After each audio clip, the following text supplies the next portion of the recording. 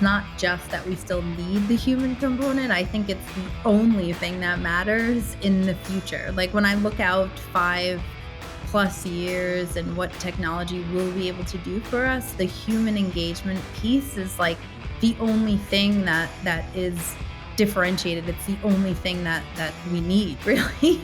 Everything else will kind of be automated and more efficient.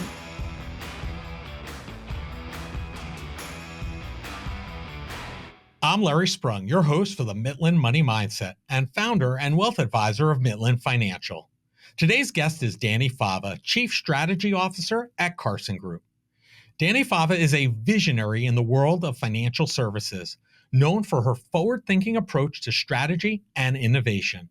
As Chief Strategy Officer at Carson Group, Dani plays a key role in driving the firm's growth, leading initiatives that enhance the client experience and empower financial advisors to better serve their clients.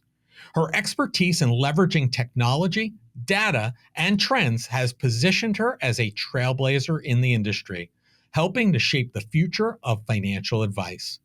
With a career spanning over 2 decades, Dani has a deep understanding of the evolving financial landscape and a passion for creating strategies that align with both client needs and market demands.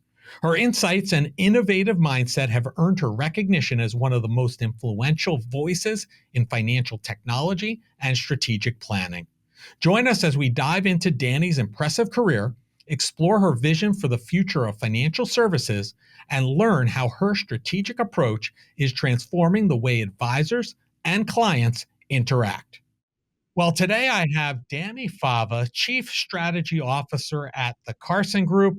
I am so excited to have this conversation. Welcome to the show, Dani.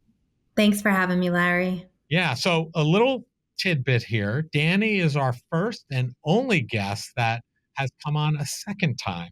She was episode number 21, and I take that back. She's one of only 2 repeat guests. So you are certainly very special to the show. So I appreciate you, and I'm looking forward to a great conversation. Thanks for having me back. Yeah, well, welcome. New stuff. So, listen, what I want to do is we'll spend a lot of time on what you're doing today as the Chief Strategy Officer at Carson Group. But before we dive into that, can you just give our listeners an idea of who Dani Fava is, your kind of road and progression to becoming the Chief Strategy Officer at Carson Group? Sure. So I've been in the FinTech space for about 20 something years. I've spent a whole bunch of that time, approximately a decade, at TD Ameritrade. You all remember TD Ameritrade before they were acquired by Schwab. I was the director of innovation at TD and did a ton of work on their their technology for financial advisors. Really started working with machine learning and artificial intelligence back then, around 2012. We were looking at how do we create machine learning, how do we do voice activated experiences for financial advisors and investors, and just had a ton of fun there working with financial advisors and active traders in the financial markets. I spent the next 4 years at Envestnet, another fintech company that creates financial software for financial advisors, and now am the chief strategy officer at Carson Group. And I've been there coming up on 6 months. So it's a good time to kind of talk about my perspective of this job 6 months in and sort of how we're using artificial intelligence in new ways now for financial advisors. Yeah. So thank you for that. Let's go. I want to go back for a little bit because 20 years ago, starting in fintech, really, and kind of talking about machine learning. And here we are in, what's going to be 2025. And it's all really coming to the forefront now. So how, 20 years ago, did you get involved in fintech? What was the thought back then? So I'll actually give you my origin story, which I've told before, but it's cool and it's a reminder of how to view technology even today. So my daughter is 25 years old. She's now a lawyer. Can't believe it. But when she was just a 1 year old, I had graduated college and got my first job on Wall Street, and I was working on a trade desk, and it was my job to come into Manhattan early in the morning and run a bunch of reports, send those reports to the printer, staple them, and get them on all of the traders' desks before the market opened, right? Which was a real challenge of a, for a mother, a single mother of a 1 year old, to get my daughter to daycare and get all this done before the market opened. So, and I was just thinking, like, there's got to be a better way. I'm hitting the same buttons every day when I come in. There's got to be a way to automate this. And so I spent a lot of time figuring out the software program that my company was using. And I figured out how to code in SQL at the time, pretty simple, and automated those reports and scheduled them to run at a specific time of the morning every day and send them automatically to the printer. Like, this was really innovative stuff Yeah, 25 years I ago. agree. So that when I got in the morning, all I'd have to do is walk over to the printer, staple the reports, and deliver them to everyone's desk. And I automated my job. And I think that's the reminder here, right? Is that everything that you spend time doing, which is a manual task, can probably be automated now, even more so with artificial intelligence, of course. But the software company that I had coded and scheduled those jobs on called me one day, right? So I'm sitting at work and I get this phone call from the software company and they're like, "Hey, we saw what you did." And I initially I was like, "Oh no, I'm probably in trouble. You probably shouldn't do something like that without permission of the software company." But lucky for me, they asked me if I wanted a job. And that was my first job really in FinTech. So I started in the financial markets, but quickly moved over to FinTech and have been sort of making a living out of creating efficient processes now for financial advisors. Yeah, and I think that's an amazing point, right? You created this process to make your life easier. You still needed to be involved in that process because computers weren't going to staple them, get them on the advisor's desk. So, I think that's very poignant to, this whole idea of, AI and fintech replacing advisors. I still think we have a very important role, just like you did, even with that role there, to make sure that it got finished and completed, to its fullest, which is great. So, one of the things we talked about a little bit now, and is a major, probably the biggest buzzword that we've heard in a long time, is AI. And before we dive deeper into AI, can you share what your definition of AI is? Because I think, just so our listeners have an understanding of what you and how you view it, because I think there are many different ways to look at AI, and many different angles to approach it. Yeah, and I'll give you my definition, and then I'll tell you a little bit about why artificial intelligence is different from just regular algorithmic computer programming. So AI, artificial intelligence, is really a field of computer science, right? And it's a field of computer science that makes decisions much in the way a human brain would make decisions, right? It is not coded to have a specific answer to a question. So an algorithm would be where you tell the computer, if A, then B, if A and B, then the answer is definitely C, right? That's how you code an algorithm. But artificial intelligence is quite different because the machine learns through experiences and then creates an output or makes a decision much in the way a human brain would through a neural network. So, the example that I usually give to illustrate this is sunny days and rainy days, right? So, we've all, throughout our human lifetime, we have learned how to decide when you walk out in the morning that, hey, it's probably going to rain today and I should go back in the house for an umbrella. You were not taught that, right? Nobody ever sat you down and said, if this is true, the sky is gray, and this other thing is true, the air feels cool, or there's a certain smell in the air, then you should probably go back inside for an umbrella. No one has ever sat us down and taught us that. Instead, we've walked out of the house on hundreds or thousands of sunny days and hundreds or thousands of rainy days, and we have decided to find the patterns and decide what does a rainy day look like, right? So we learned that through experiences. That's exactly the way artificial intelligence is built. someone feeds a system a lot of language or a lot of experiences, and they say, here's 100 rainy days, and they tell it they're all rainy days. Here's 100 sunny days, all sunny days. And then it gives it that 201st day, and it says, what kind of day is this? And the computer has learned through its experiences and has picked out things about those days that are relevant, and it now knows with a high degree of confidence whether or not that 201st day is a sunny day or a rainy day.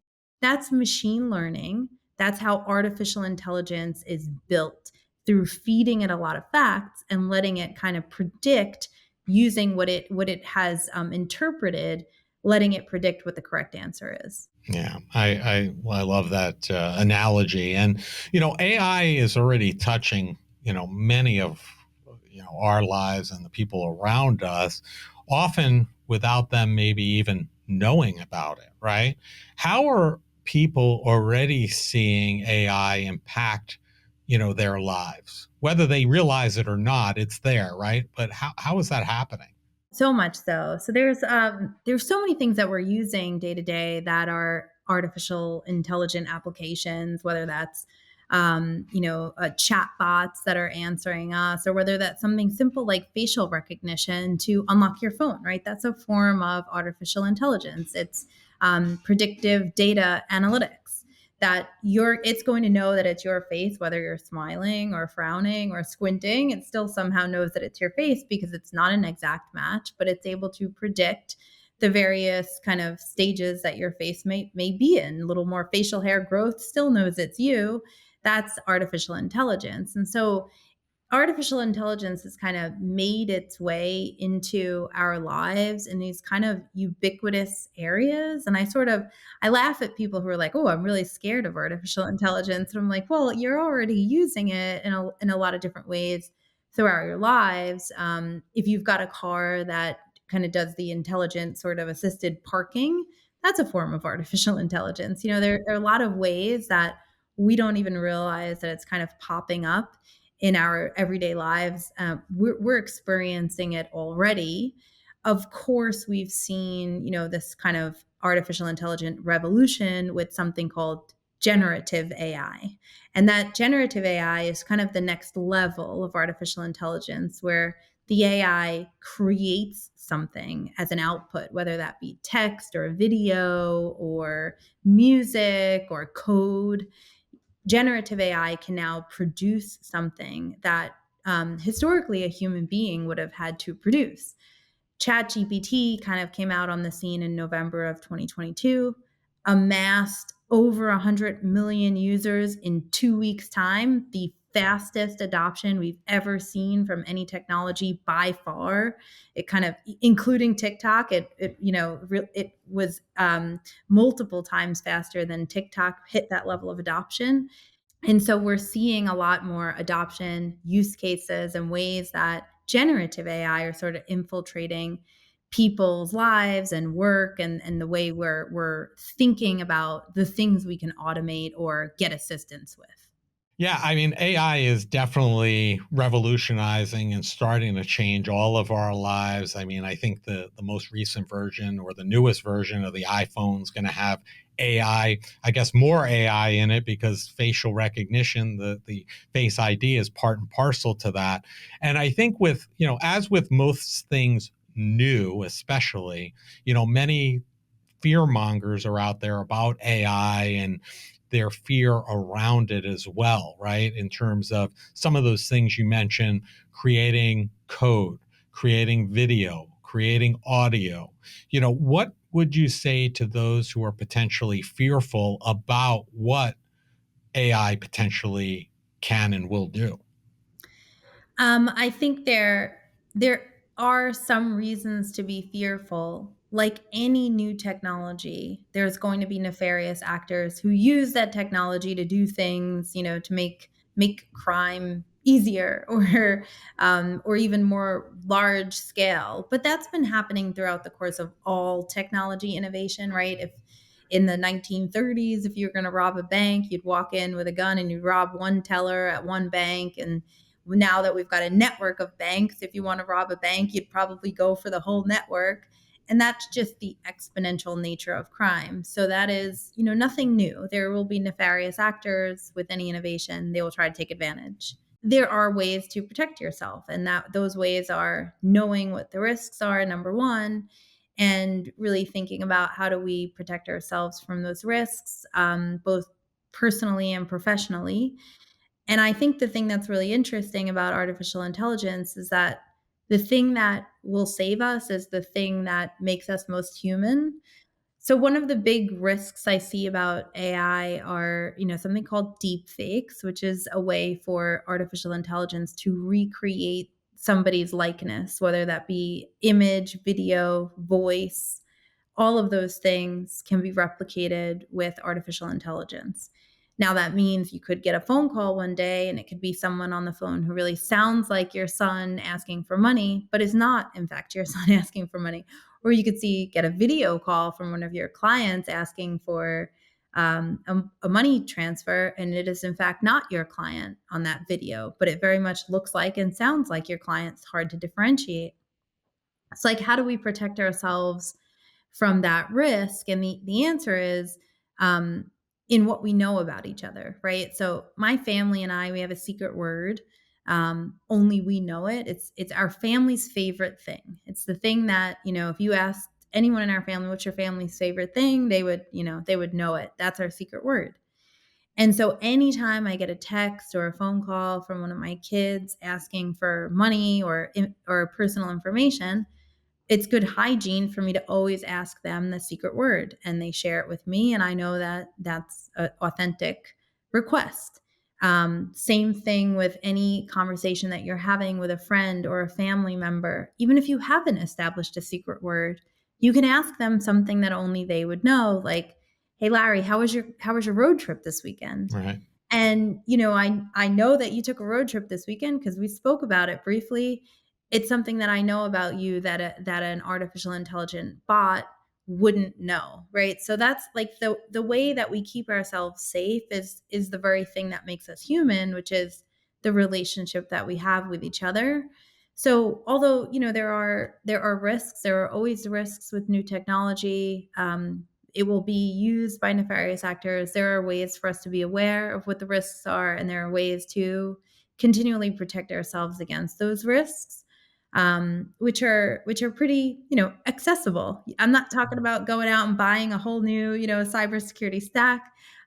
They are for sure accessible ways that we can protect ourselves, and some of the others are just, common sense ways for professionals like us who are using chatbots and things to assist with work, which, by the way, 78% of knowledge workers, so 78% of people who have desk jobs like we do, are saying that they are using AI to augment their jobs. That's from a recent survey that Microsoft and LinkedIn published. 78% of people are using it. So like, how do you keep yourself safe from, leaking confidential information or personal information at work? And that answer is really simple too. It's, the same thing, like you wouldn't post your client's information or your own information on a website online. You shouldn't input that information into a chatbot. You shouldn't upload personal or confidential client information into ChatGPT or another chatbot. It's like really sort of these common sense, really easy things, good hygiene to have when interacting with artificial intelligence, and really easy ways that we can protect ourselves against those kind of threats from things like deepfakes. Imagine a relationship where financial conversations don't feel stressful, but actually bring you joy. We've designed a guide to help you have positive, meaningful money conversations with your partner. This isn't just another budgeting tool, it's a roadmap for building trust and connection. So if you're ready to start a joyful money journey with your partner, go to mitlin.us/couplesjoy and download your free guide. Transform your financial future together starting today. I mean, at the end of the day, it's here. It's here to stay. It's only going to be more ingrained in our lives. So it's just a matter of learning how to use it appropriately and when to use it and how to protect yourself. And I think that's great. Listen, my mother-in-law, I think we talked about this openly, got a phone call who she thought was from my son or somebody representing him, that he was in an accident and needed to send him money. And my wife and I were on a plane at the time. Luckily, we had Wi-Fi, and the iMessage went through. And we were like, no, we were just texting with him 5 minutes ago. He's fine. And, Wow. she was shaken and nervous about it. But at the same time, that personal information was really what got us out of that situation from, potentially getting worse. So I think you're right. It's here to stay. We have to embrace it. We have to do that in a way that's going to be meaningful and protective, not only for us, but for the families we serve also. That's So right. thank you for that.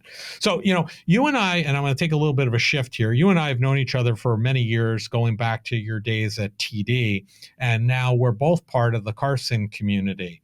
And as a thought leader in your space, I have no doubt that you would have had your pick of what your next steps would have been following your time at InvestNet. Why did you decide to join Carson Group? What was the draw there for you? So there's probably a couple of reasons, but some really, really clear ones that come to the top. One is I've worked for and I've studied organizations and their journeys, right, from startup to sunset. So every organization is on some point of this journey. Startups being, the most exciting, demanding piece of the journey, and maybe sunsets being, the kind of like sleepier, Right. not as exciting part. And there's a whole bunch of phases in between. And I can tell you that deciding what company to work for based on the part of the journey that they're in is really crucial, because it's a matter of like what the vibe is going to be, what the day-to-day work is going to be, what the mood is going to be. And at Carson, the spot of the journey that we're in is accelerated growth. And for me, I'm an innovator. I'm a disruptor. I like to bring change and really push the envelope. I need to be at a place that's in accelerated growth period, a place that's making investments and wanting to change and grow quickly, really suits my personality. So the one of the deciding factors was just that, making sure I joined a company that was at that spot in their growth trajectory on their company journey. So that was one. Number two was, I'm, as you are, of course, kind of really passionate about the RIA industry. So, independent financial advisors who are helping their clients define what financial freedom and happiness means, and are kind of, these independent, so they're untethered and unbiased. And all independent financial advisors really are business owners in some capacity. So, I love the industry that we work in. I love what we are both passionate about in terms of what we want to do for our clients. So like those two things together were just kind of the perfect recipe of where I wanted to, spend the next part of my career. Sure. So, let's talk about this new role, your new role for a moment, or newer role, right? Because I think that this is pertinent for the families we serve who are listening, and I think it dovetails into other advisors who might be listening, thinking about kind of what their current tech platform or stack, or how they're serving families and how they might relate to that. But we've talked a lot about AI here. How are you planning to help, to use AI to help us as advisors better serve families? Because we talked about it earlier, we still think, and I know you're in agreement with this from our conversations, we still need that human engagement, right? The AI is really just going to be there as an assist to us to help do that. So how are you going to, and how are you planning to use AI to help us better serve the families that we work with each and every day? And I would take it even one step further. It's not just that we still need the human component. I think it's the only thing that matters in the future. Like when I look out 5+ years and what technology will be able to do for us, the human engagement piece is like the only thing that is differentiated. It's the only thing that we need, really. Everything else will kind of be automated and more efficient. So when I think about like what will we use artificial intelligence, generative AI, how will that help financial advisors serve their clients right now? There's a few categories that I think about. One is communication. So a lot of what you're doing on a day-to-day basis is communicating with your clients, whether that's through writing, blogs, emails, just keeping clients informed, whether that's through meeting with clients, sitting down one-on-one and talking about their financial goals, their fears, what they need, upcoming life events that are, important to them. It's all about communication. So I think about the first category being, how do you communicate most effectively with your clients, and how do you in fact serve even more clients more effectively?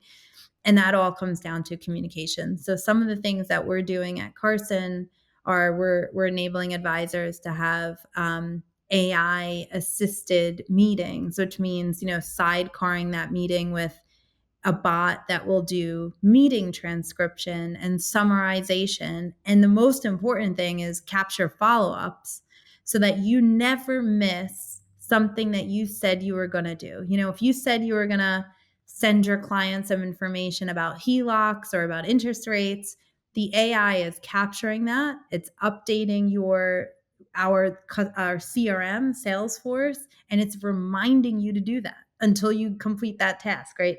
Those are the kind of things that I think become really important for financial advisors, to make sure that they're giving the best service possible to their clients, that nothing is falling on the floor, that you're remembering everything you said you would do, and that we're assisting you to make sure that you get that thing done. It's all about capturing that communication. It's about making sure that communication is in the form that the client wants to receive it. You may be sending out communication to 100 of your clients, but those 100 clients are all different. Sure. Can AI potentially assist on how you send out that communication, the language that you use? And when I say language, I mean both. I actually mean both. The terms of that engagement. So, is it professional? Is it casual? Is it brief? Is it long form? I'm even talking about language. If someone may have a primary language that we can translate to, so that the communication that you send out, your reader receives that in, their primary language. So it's all about using AI to really assist in that communication aspect of the financial advisor and client relationship that I get the most excited about, because we can be so much better at connecting and do such a way better job at being, serving that relationship with the AI assistant kind of riding alongside us in those conversations. Yeah, I think that's a great point. And, I think much of what we do on a regular basis boils down to that communication, that follow through. So I think that those are some great starting points to get us started, to help us better serve the families that we work with. So thank you for that. So again, I'm going to take another pivot here for a second. You talked about, your daughter being a lawyer now, right? And being a mom early on in your career, starting out. How has being a mom, because this is something a lot of our listeners go through, especially our women listeners and families, et cetera. How has being a mom affected your career?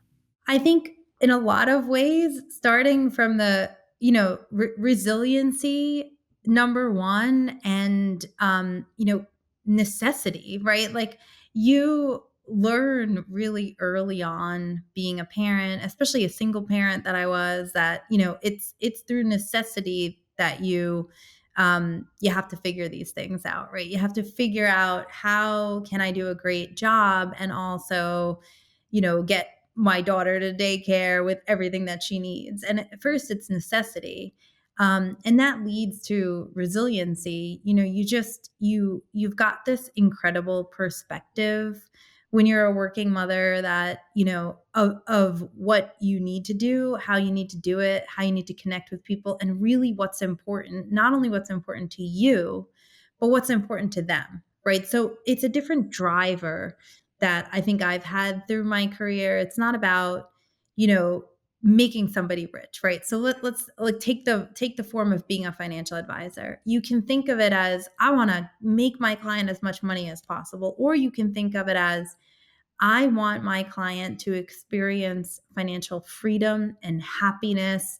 I want my client to be able to spend more time with their family because I know from my personal experience that that is the most important thing. Those are the most important things. And you really just approach your job differently because you're living proof of that manifestation. Like that is really truly what's important. And I think with that kind of mindset, knowing what's important and what drives people and what you need to do to get people there, like having that different driver is really what makes you successful, right? When I was at TD Ameritrade, one of the biggest things I did was created a web-based rebalancing system called iRebal. It was used by thousands of financial advisors. It's a great piece of software. Took us a long time to build it and get it right. And I remember the best moment, the most fulfilling moment of that job was an advisor called me up and said, because of what you did, I can spend more time with my newborn. Right. And that was like the moment where, I'm like, now I'm driven to do even more of that. Like Sure. it's more of that rather than the driver of, this piece of software is going to help lower your tax liability at the end of the Right. year, which it's going to do. Right, but that's not the driver, and I think when you're a mom, a parent, a family member, a good member of society, all of those things, and you really understand through your own human experiences what's important for other people, it drives you to create that outcome for more people. Joy is the driver, we say, right? Joy. That's And, right. and I would argue, I mean, from an outsider looking in, you may feel differently because it's your life, but I'm wondering if, had you not been a mom, would you have gone the lengths that you did to figure out how to automate that process and actually continue down the fintech path like you did? Right. I think you're right. I don't think that I think I would have had a different outcome had I not been a mom and been a mom so early in my career. That kind of gave me this necessity, right? that Sure. i that I needed. It really created a foundation for me around being innovative, being a disruptor, really figuring out how to do things that other people hadn't figured out yet, all in the name of, being able to spend more time Yeah. doing the things that are important. And now you're letting us spend more time with the families we work with because of technology. So it has that rippling effect with which is great. And tied to that question about being a mom, and how that's affected your career. How can we, because I know this is something you're passionate about also, how can we continue to expand the role of women in our profession? I would argue that since I got in, things are certainly better, right?